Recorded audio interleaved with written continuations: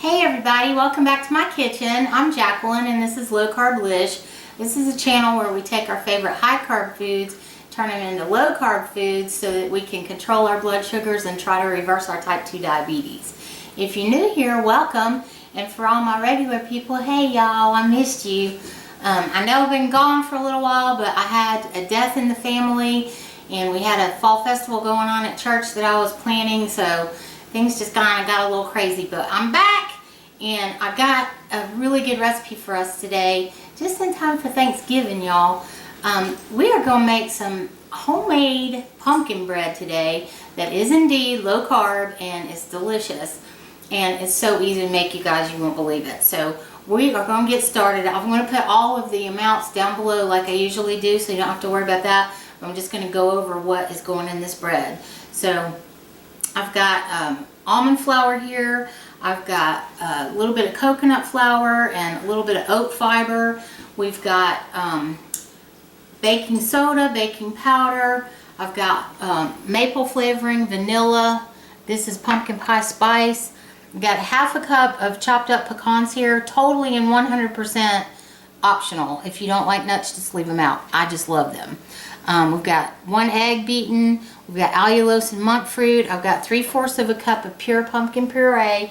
And you guys just make sure that you get the puree and not the pumpkin pie filling because it's full of sugar. And then we've got melted butter here. And so all we're going to do is get this all mixed together, and I'm going to move a couple things around just a little bit here. And unlike the banana bread, most everything can just go in here without having to go through all those other steps. So I'm putting the pumpkin pie spice in, and I'm doing my baking powder. That's the only thing. I'm still putting the baking soda in with the pumpkin before I put it in. But other than that, all your dry ingredients can just go in here. And then, like I said, we've got oat fiber and coconut flour added in there. And then we're going to stir this all up.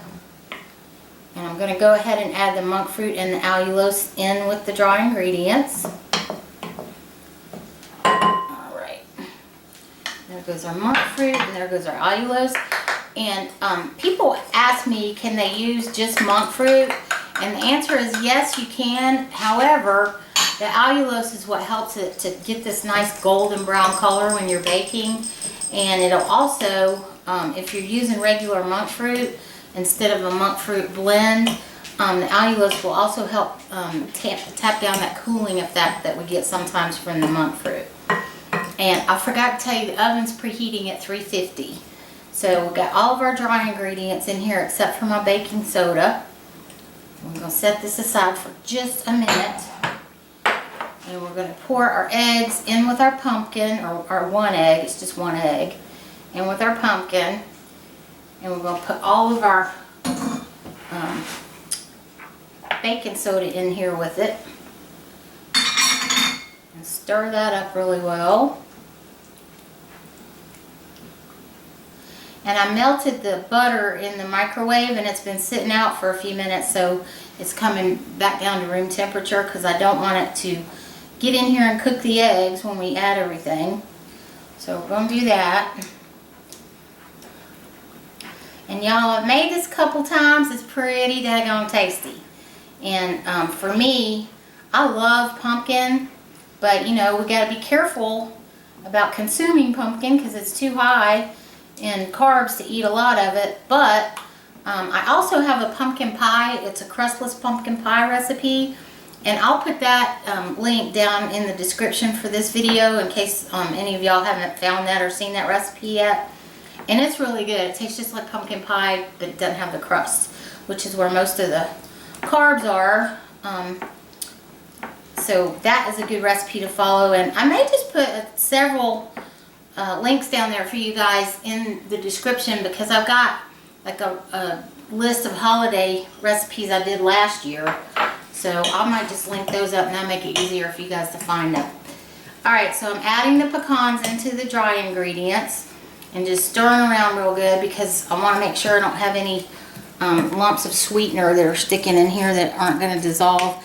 I did sift the almond flour and I would highly suggest that you do that. See, there's a little lump of, oh, that's hard. So we're not gonna put that in there. I do highly suggest you guys sift your almond flour. It just will make a big difference in your bread. And then we're just gonna add the pumpkin with the egg and the baking soda in there. And we're gonna add our butter. Let me grab a napkin real quick. I'll be right back. I usually put a little paper towel over here when I'm working. I forgot today, y'all, out of practice. I'm just out of practice. So we're gonna stir this up a little bit. And then we're gonna add our butter. Let me get my scraper here because this butter might be trying to set up a little bit on me. Like I said, it's been out of the microwave for a few minutes here. Get this stirred up, and then we're going to add the maple flavoring and the vanilla into it, and before long we're going to be putting this baby in the oven. Alright, so there's our maple flavoring, there's our vanilla, and then I'm just going to stir.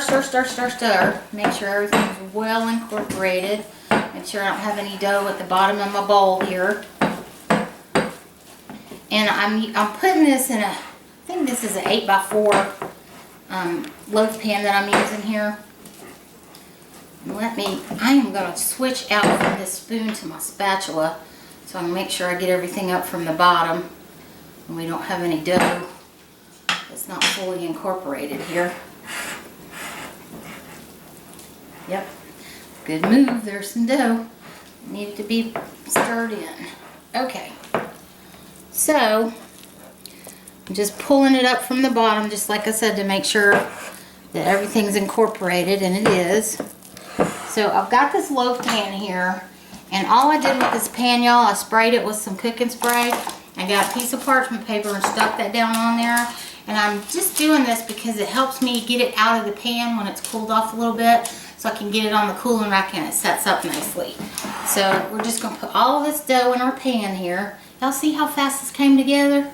I'm going to put all of this dough in our pan and get it all incorporated here.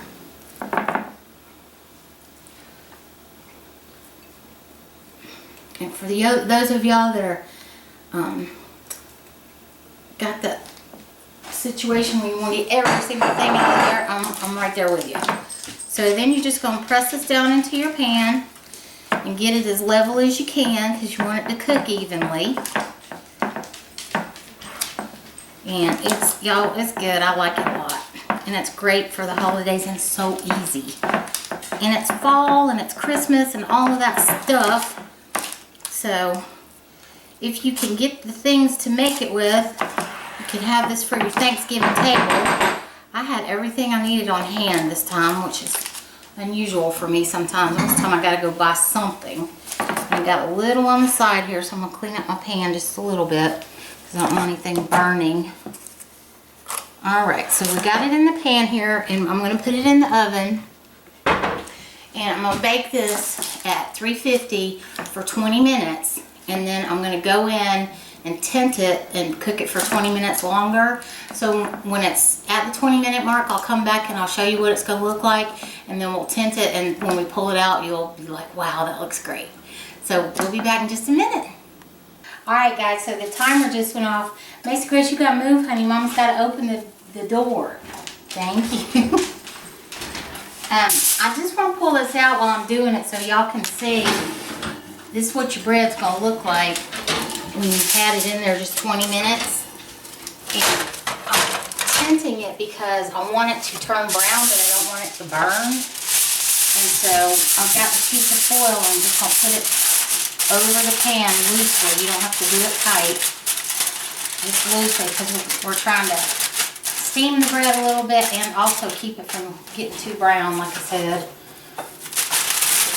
And I'm going to check it at 15 minutes and see how it's doing at 15 minutes. And if we need 5 more minutes, then we'll go. But we'll be back when it's ready. Okay, y'all, so we're at the 15-minute mark here. And I'm going to pull it out and have a look at it and let y'all see what it looks like at the 15 mark. see if I need to go 5 more minutes, because it really does depend on your oven. And actually, I think that is done. Let me grab my little knife here to make sure. This we'll do a toothpick test for a little knife test, and when it comes out clean, y'all, it's ready. Let's check it and see. No, it's not quite. I need about 5 more minutes on it, I guess. Maybe 3. Maybe 3. But we're going to put it back and tint it back up. And I'm going to put it back in for about 3 more minutes. I think we'll be ready. So let me put it back in here. And then we really will be ready. We'll be eating pumpkin bread before you know it. Alright, y'all. It's been 3 minutes. Let's pull it out and see.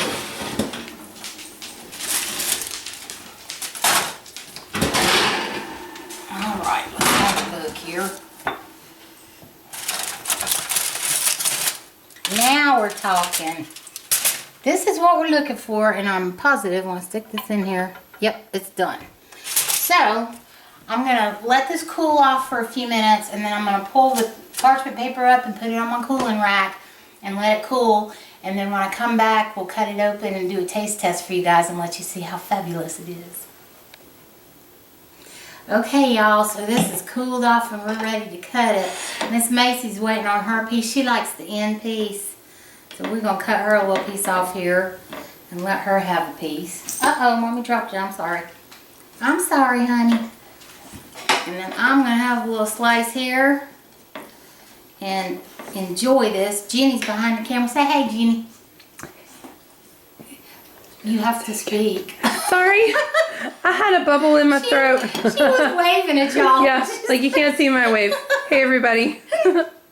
So this is what it looks like when it's finished. And it is very moist and very tender and delicious. And I know a lot of people like to put butter on theirs. And if this were a drier bread, that might be delicious. And if you had it at room temperature, it probably would be delicious. But it's really good just by itself. So I'm going to give it a little taste here. You guys. Yes, I love it. Let me get a drink. You want your other piece, baby? There you go. Okay, y'all. To me, this tastes so good. And, of course, Macy approves. Jenny hasn't tried it yet, so I'll let you know how she likes it next time we're filming. I will say this, that on the pumpkin pie spice I put in 1 teaspoon.